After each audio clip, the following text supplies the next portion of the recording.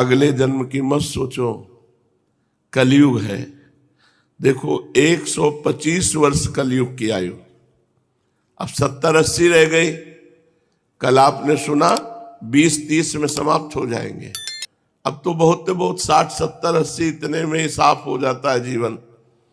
कोई बिरला 100 या ऊपर पार करे, कोई बिरला, नहीं तो 70-80-90 तो कोई बिरला। 20-30 साल की आयु होगी, क्या कर लोगे?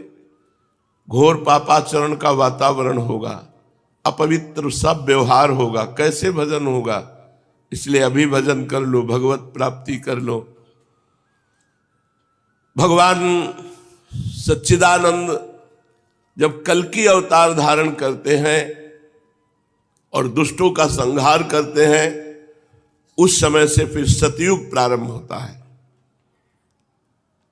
जब सब डाकुओं का संहार हो चुकेगा, तब नगर की और देश की सारी प्रजा का हृदय पवित्रता से भर जाएगा, क्योंकि भगवान कल्कि के शरीर में लगे हुए अंगराग स्पर्श पाकर अत्यंत पवित्र हुई वायु उनका स्पर्श करेगी।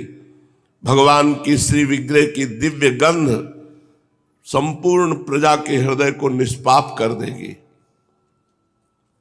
उनके पवित्र हृदयों में सत्य मूर्ति भगवान वासुदेव विराजमान होंगे और फिर उनकी संतान पहले की भांति हृष्ट पुष्ट और बलवान होने लगेगी। प्रजा के नयन मनोहारी हरि ही धर्म के रक्षक और स्वामी हैं। वे ही भगवान जब कल्कि के रूप में अवतार ग्रहण करेंगे, उसी समय सतयुग का प्रारंभ हो जाएगा और प्रजा की संतान परंपरा स्वयं ही सतोगुण से युक्त हो जाएगी। जिस समय चंद्रमा, सूर्य और बृहस्पति एक ही समय एक ही साथ पुष्य नक्षत्र के प्रथम पल में प्रवेश करते हैं, एक राशि पर आते हैं, उसी समय सतयुग का प्रारंभ होता है। परीक्षित, चंद्रवंश और सूर्यवंश में जितने राजा हो गए हैं या होंगे, उन सब का मैंने संक्षेप में वर्णन कर दिया।